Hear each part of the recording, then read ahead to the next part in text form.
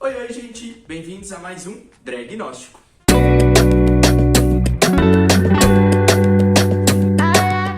O tema do vídeo de hoje vai ser a hormonização com testosterona em pacientes transmasculinos. E para falar disso, eu chamei ele, tatuador, figurinha carimbada às vezes da noite, mas que tá sempre lá, e uma ótima pessoa para se tirar dúvidas. Chega aqui, Yoshua! Deixa eu só desativar as coisas aqui pra não ficar mexendo o saco. É melhor que tá gravando. Sabe que isso vai pro behind the scenes depois. Chique. Mas hoje a gente vai falar sobre hormonização e toda a tua vivência com isso, né? Amigo, como que foi pra você? Quando que você pensou, quero me hormonizar? Eu acho que é importante falar primeiro como eu me entendi como uma pessoa trans.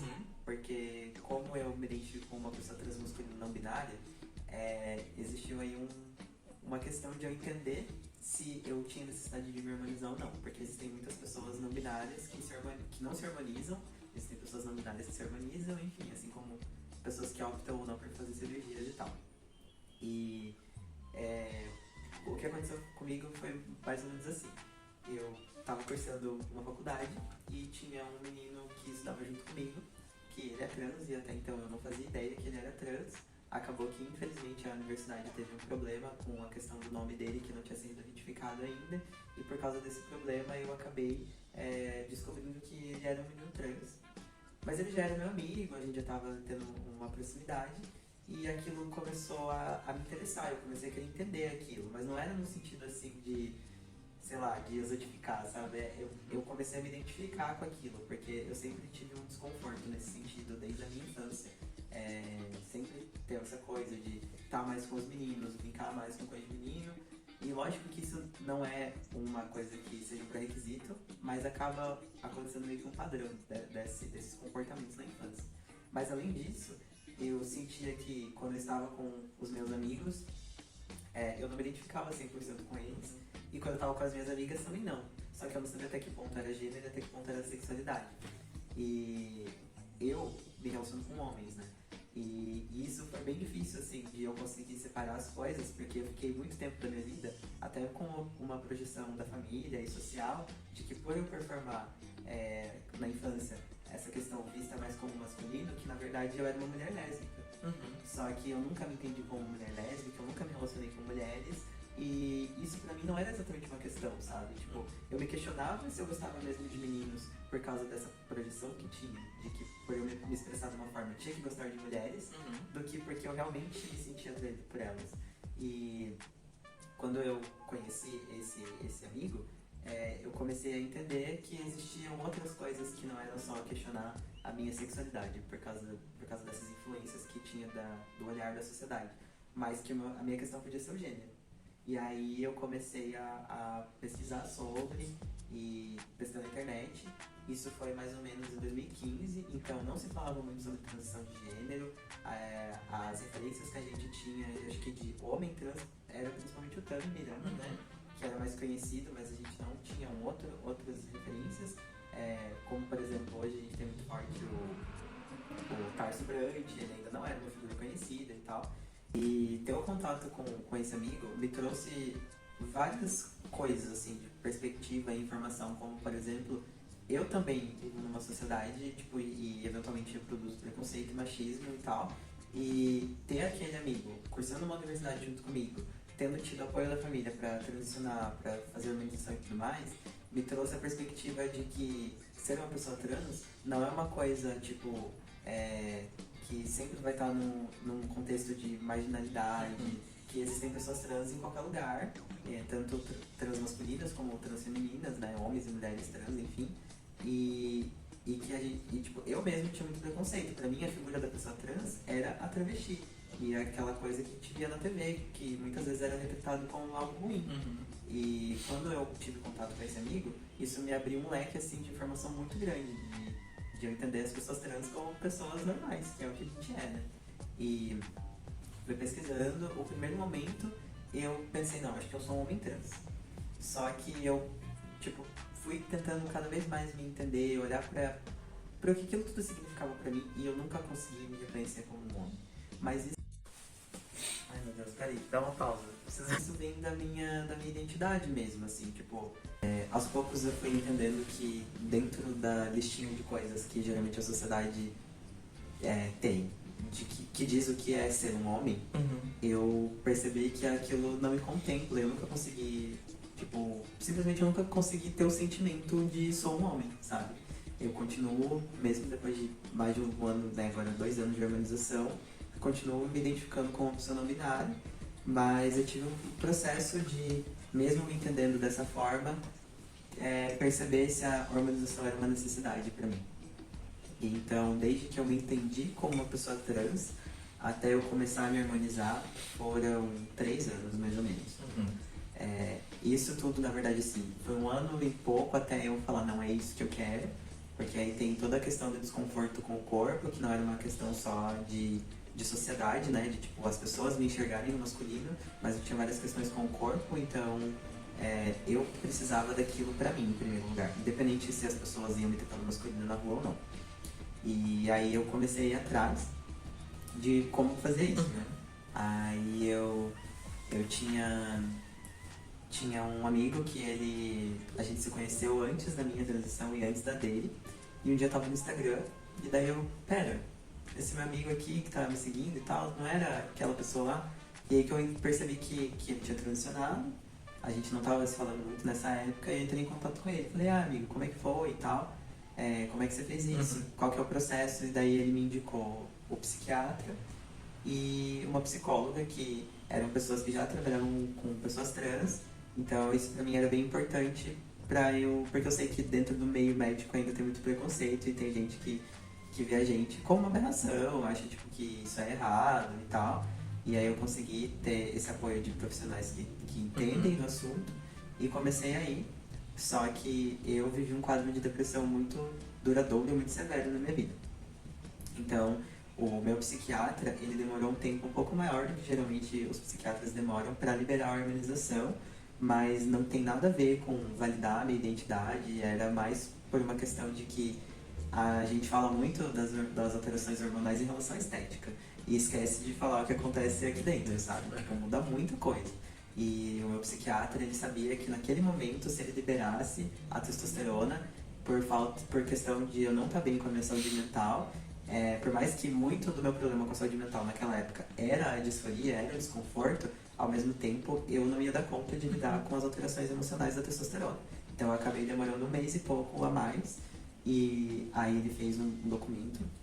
O meu psiquiatra, ele trabalha com muitas pessoas trans, ele é um grande nome da medicina dentro da questão trans aqui no Brasil. E ele não enxerga essa questão de liberar o paciente como um laudo, porque o laudo diz que você é doente e nós não somos doentes. Então ele fez um documento dizendo que eu não apresentava nenhum tipo de contraindicação em fazer o tratamento com testosterona para as mudanças que eu gostaria. E ele também me explicou que ele estava fazendo dessa forma, em primeiro lugar, para não caracterizar como um laudo de doença. Em segundo lugar, porque ele sempre entendeu e respeitou a minha identidade de gênero. Eu nunca precisei falar para ele, sou um homem trans e por isso quero me hormonizar. Eu sempre disse qual era a minha identidade e a partir disso ele olhou pro meu caso e entendeu que mesmo eu não me identificando como um homem, eu tinha necessidade de fazer hormonização. E aí ele me deu o documento, eu fui até o endocrinologista, que coincidentemente trabalha com ele também. E junto eu levei um documento, um relatório da minha psicóloga. Um relatório médico também ou não? Como assim? Tipo físico? Não é um laudo, um relatório médico falando, olha, esse paciente está em condições médicas de se hormonizar. Isso foi mais tipo a parte em relação à cartinha que eu falei pro psiquiatra. Isso. A psicóloga, ela fez mesmo, eu não lembro exatamente o nome, mas acho que é relatório, que é um documento um pouco maior, tipo assim, uma página escrita, que ela fala um pouco, tipo, da sua história e do acompanhamento que ela teve com você, porque geralmente o psicólogo, quando são endocrinologistas que pedem esse documento da psicóloga, eles querem que você esteja um pouco mais de tempo com ela, assim, sabe? E eu acho que é bem importante por causa dessa parte mesmo, de a gente lidar com a hormonização depois. Não é pra dizer, você é trans ou você não é. Porque isso é só a gente que pode dizer, sabe? É bem importante ressaltar isso. Se você tá tendo acompanhamento com um médico que ele quer dizer pra você isso, foge. Tipo, é só você que sabe. Tipo, o médico, o psicólogo, ele tá ali pra te orientar pelo melhor caminho pra você alcançar o que você deseja.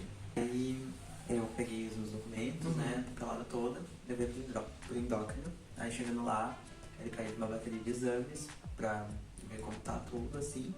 E a partir disso, no resultado dos exames, você pega a receita pra começar a aplicação.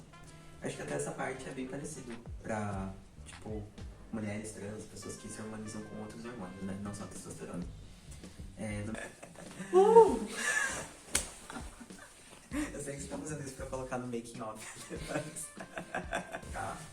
Então, tipo, foi uma etapa que pra mim demorou um pouco mais. Geralmente quando você chega no endócrino e faz exames pra começar é bem rápido. Mas no meu caso, como teve isso, e como eu tive que comprar uma medicação que vinha da Europa, que era muito cara, eu tive todo momento pra conseguir esse dinheiro e tal.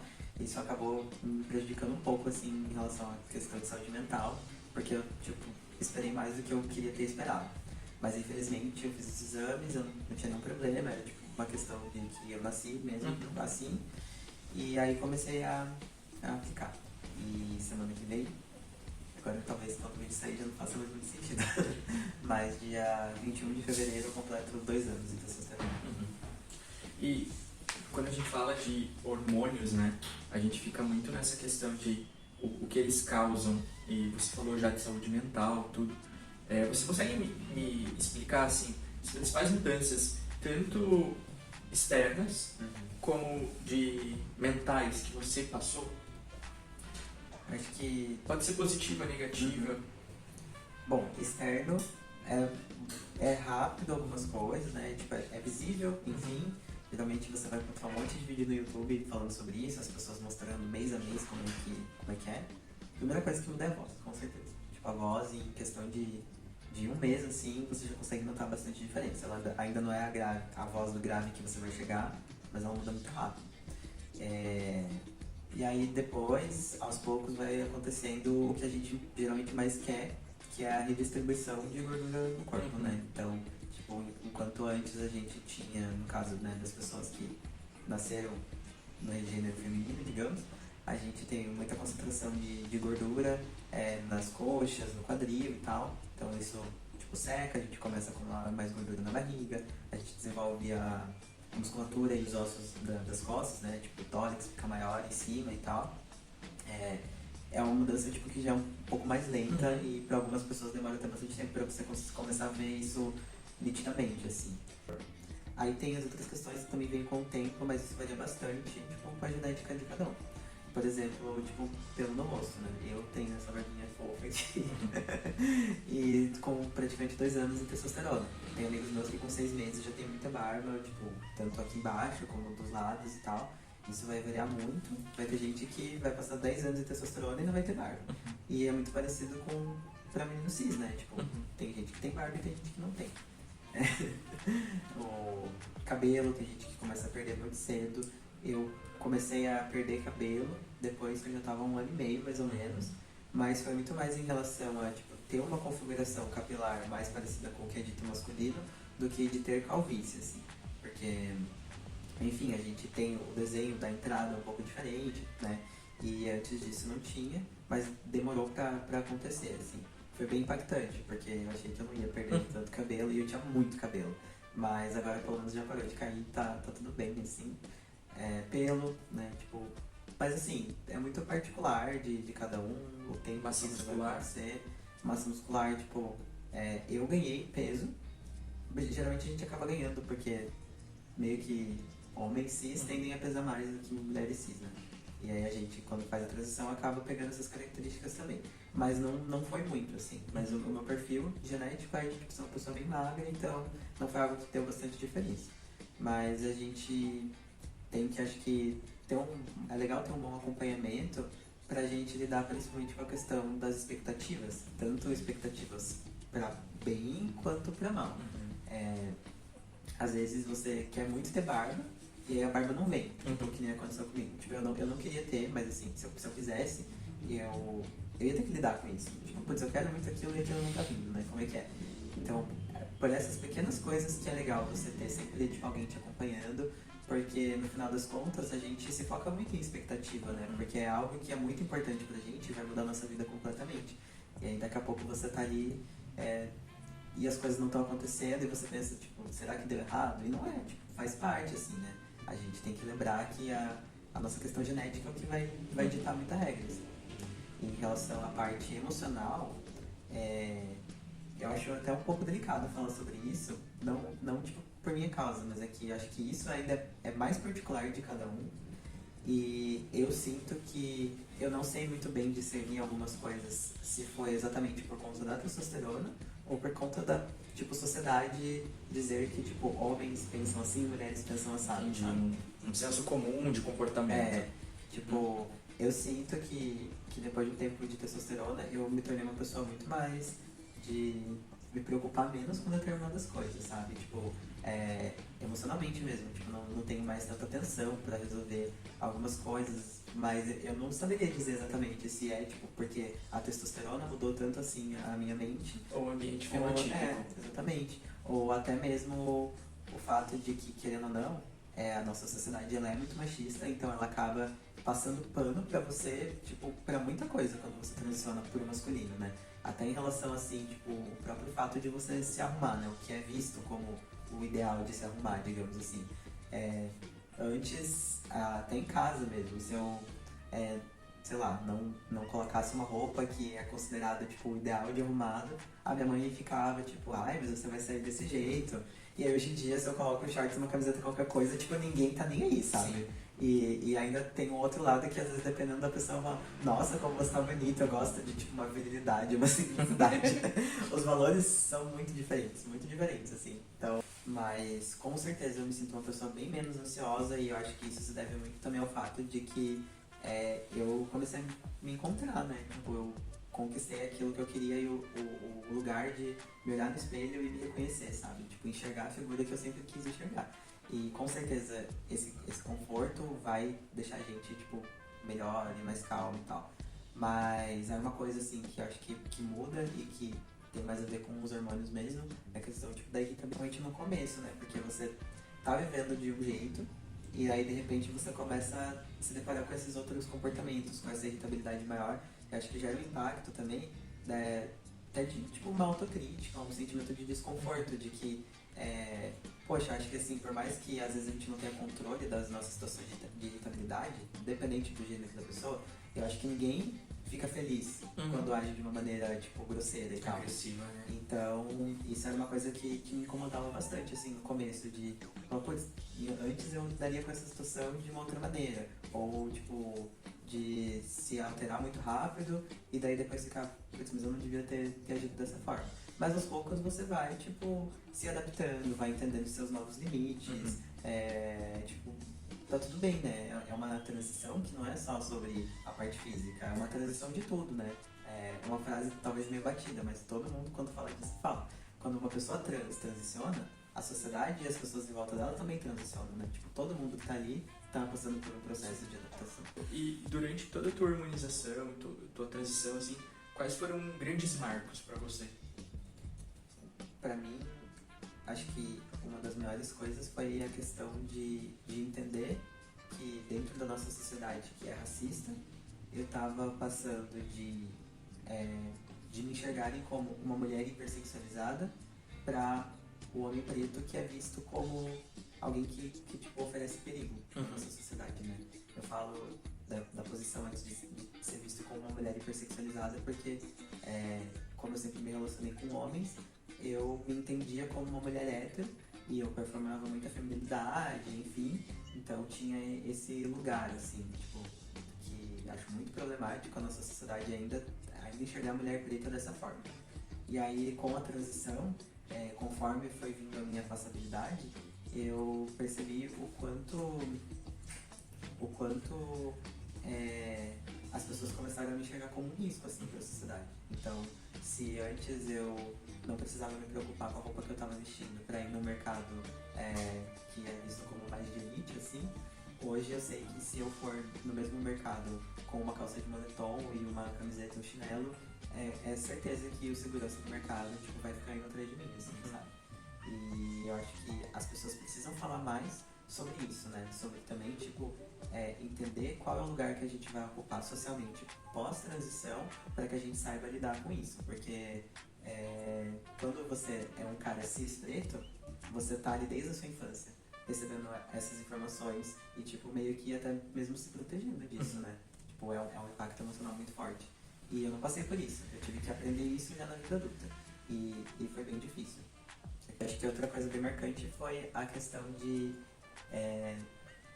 entender que agora que a sociedade me enxerga, por mais que a minha identidade não seja me entender como um homem, mas a sociedade me enxerga como um homem,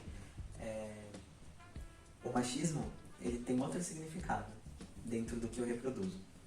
Então, se antes, por exemplo, eu passava e encontrava as minhas amigas e falava, e aí, gostosa, coisas desse tipo, ou tipo, como você tá bonita hoje, e falava isso publicamente no meio de outras pessoas, se eu tinha intimidade com aquela minha amiga, isso não era um problema, sabe? Tipo, não gerava nenhum desconforto, todo mundo que estava envolvido entendia. Agora, eu não posso mais falar as mesmas coisas. Tipo, e até mesmo se é uma situação em que a minha amiga não se importa com isso, eu não falo mais, porque eu sei que quem tipo, tiver em volta e observar aquilo, vai entender como uma coisa problemática, e isso pode acabar gerando, tipo, uma percepção errada da minha amiga, por exemplo, sabe? Tipo, a gente tem que estar muito atento a isso. Tipo, por mais que eu tenha vivido a maior parte da minha vida achando que eu era uma mulher e tendo sido criado, tipo, com os ensinamentos que a sociedade espera que sejam adequados para uma mulher, não significa que hoje, quando eu falo alguma coisa, eu tô imune de ser machista, né? Tipo, e eu demorei um tempo pra entender isso, tipo, entender a problemática das coisas que eu falava, e é uma coisa que dificilmente alguém vai chegar pra você e falar, isso não foi legal. Porque às vezes as pessoas não percebem mesmo, né? Tipo, é um processo muito interno de você ver, e também acho legal você falar para as pessoas com quem você convive e dar liberdade para elas pontuarem se você estiver fazendo alguma coisa que não seja legal. Porque às vezes a gente simplesmente não sabe, né? A gente foi criado, tipo, do outro lado, e às vezes é difícil. E acaba reproduzindo isso depois que transiciona, mas não tem a percepção, como você disse, né? Que isso deixou de ser visto de uma forma aceitável. Né? Gente, eu acho que a gente abordou bastante coisa, a gente conseguiu falar bastante sobre hormonização. Se você tem alguma dúvida, busque um endocrinologista, busque um psicólogo, um psiquiatra. Vou deixar as redes do Yo aqui de novo e vou abrir um espaço para ele deixar uma mensagem para vocês, tá bom? A mensagem que eu preciso deixar aqui é que a transição, ela é um processo muito longo e lento, e eu acho que ao mesmo tempo ela nunca acaba, sempre vai acontecer alguma coisa nova. É bem importante que a gente tenha um acompanhamento não só de profissionais da saúde, mas de rede de apoio mesmo, de pessoas que você ama. Se você talvez não tenha uma família que te ampare, que te apoie, que você consiga encontrar amigos que te forneçam isso para você passar por todo esse processo. Acho que também que mesmo sendo longo e em alguns momentos muito difícil lidar com tudo que acontece, é algo muito positivo que vem pro nosso bem, que muda a nossa vida para melhor com certeza, e que, tipo, não tenham medo de ir atrás, se é isso que vocês entendem que é o correto para vocês. Acho que é isso. Não desista, pode ser difícil em alguns momentos, mas vai valer a pena com certeza depois. E chegamos ao final de mais um Dragnóstico. Olha, tem muita coisa pra gente rever aí. Se você gostou do que a gente conversou hoje, se inscreve no canal, comenta, compartilha. Lembra que o Yoshu tá disponível nas redes se você ficou com alguma dúvida, tá bom? Eu sou a Ru, e quem é você?